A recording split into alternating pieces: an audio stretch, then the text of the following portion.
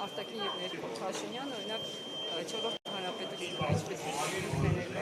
Տեսեք, 2018 թվականի, եթե իրենց հայտարարություններին ուշադիր լինենք, որը վերաբերում էր Արցախին, Արցախը Հայաստանը եւ նոր պատերազմին ուշադիր լինենք, որը վերաբերում էր Արցախին, Արցախը Հայաստանը եւ նոր պատերազմ նոր տարածքներ, մենք տեսանք իրանք ինչ արհավիրք բերեցին պետության գլխին։ 21 թվականին արտահերթ խորհրդարանական դությունների ծրագիրը երբ բացում մենք տեսնում ենք շատ պարզ պատկեր, որտեղ նշվում է Երակոմ Միսկի խմբի արկայությունը, հայոց ցեղասպանության հարցը, Արցախի հարցը, ամենակարևոր կետերից մեկն է 21 թվականի իրենց ծրագրում, որ Հայաստանի Հանրապետությունը շարունակում է մնալ Արցախի անվտանգության երաշխավորը, Արցախի ժողովրդի։ Մենք տեսանք, որ 21 թվականի ծրագիրը կյանքի չկոչվեց։ Նոր ծրագրերը իրենց կներեք ոչ մի բան են, քան պարզապես հերթական սուտը, հերթական ոչ մի բանը պարզապես, ես որևէ կերպ չեմ կարող դրան լուրջ վերաբերվել եւ ասեմ ավելին, մի իշխանություն օրիորոք մենք տեսել ենք ամենաշատ կորուստները, ամենաշատ տարածքների կորուստները, ամենաշատ պատերազմները, իրենք չեն կարող խաղաղություն բերել։ Առավել եւս մենք տեսնում ենք, որ իրենց հայտարարություններից հետո առկա են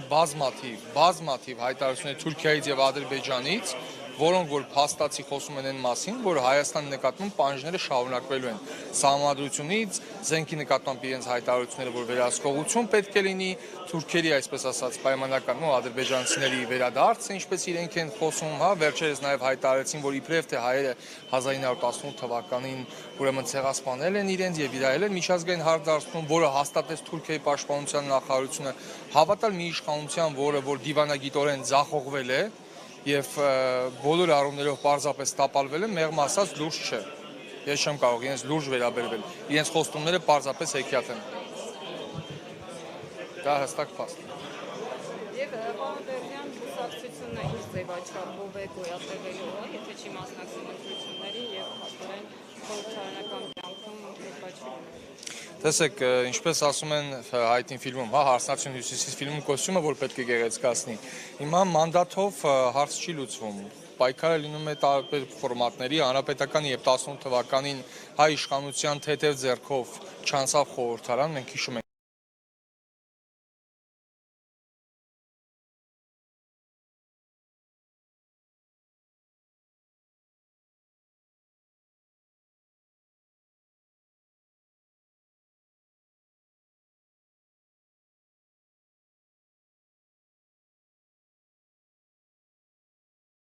պատմությունը շարունակում էր եւ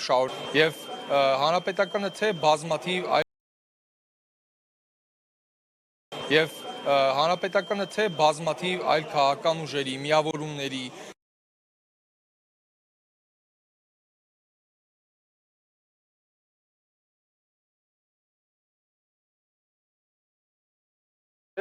որ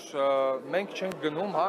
այսպես ասած, առաջին ջութակը լինելու սկզբունքով։ Մենք գնում ենք աջակցելու, մենք գնում ենք պայքարելու, մենք որևէ մեկին առանձին որպես այդպեսին չենք վերաբերվել, դե եթե մենք առաջին գծում չենք, այսպես ասած, ամբիոնի թիվ 1-ը չենք, ուրեմն մենք չպետքա լինենք այնտեղ։ Ոչ։ Մենք երբեք այդ սկզբունքով չենք շարժվել, երբեք այդ սկզբունքով չենք առաջնորդվել եւ մեր որոշումները բացառապես պայմանավորված են եւ պայմանավորված են լինելու պետական շահով։ Իսկ այդմ հանրապետականը շարունակում է պայքարի խրամատում, հանրապետականը վստահաբար այս իշխանությունների դեմ պայքարի առաջամարտիկներից է,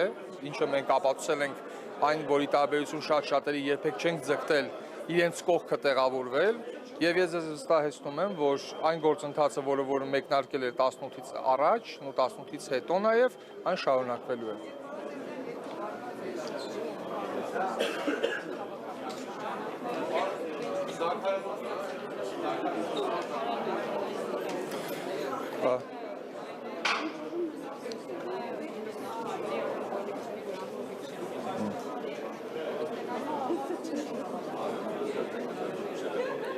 Այն, որ մենք հայտարարել ենք, որ իրականում ընտրություններով, շատ վեղմ ասած, շատ բարդ է լինելու այս իշխանության հեռացնել, դա փաստ է։ Այն, որ այս իշխանությունները արդեն խոսում են այնպիսի սցենարներից, ինչպիսիք օրինակ մեկը եղավ Մոլդովայում, մենք շատ լավ հիշում ենք, ասեմ ձեզ ավելին, երբ Մոլդովայում տեղի ունեցան ընտրություններ, Մոլդովայի արտաքին գործերի նախարարը եւ մի շարք իրենք պաշտոնյաներ կապ հաստատեցին Հայաստանի հետ, մենք հիշեցինք մի պարզ սկզբունք, թե ինչպես է Եվրոպական միությունը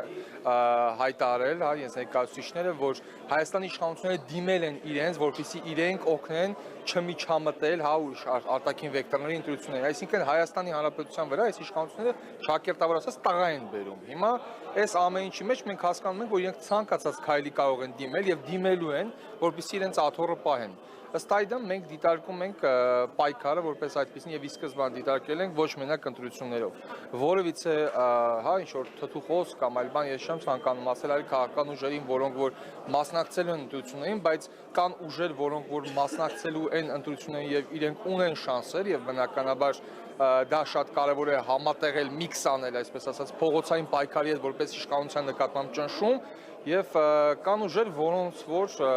տապալումը պայմանական կարող է բերել շատ լուրջ հարվածին դիմադիր դաշտում։ Իսկ առաջին հնարավոր սցենարը, հա, այդ աթոռը պահելու որը ընտրություններից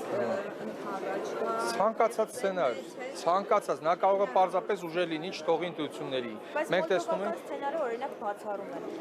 Գիտեք ինչ, ես չէի բացառի, թե 23 թվականին եւ թե 25 թվականին Մոլդովայում տարբեր սցենարներ տեղի ունեցան։ Մեկի դեպքում ընտրություններից առաջ 2 օր շուտ որից է քաղաքական ուժի հանեցին ուղակի, հա, այդ այսպես ասած ցուցակից, ու իդեպ թեզերը շատ էլի նույնն էր, հա, ինքնիշխանության դեմ իբրև պայքար եւ այլն եւ այլն, նույն թեզերն էր։ Երկրորդը երբ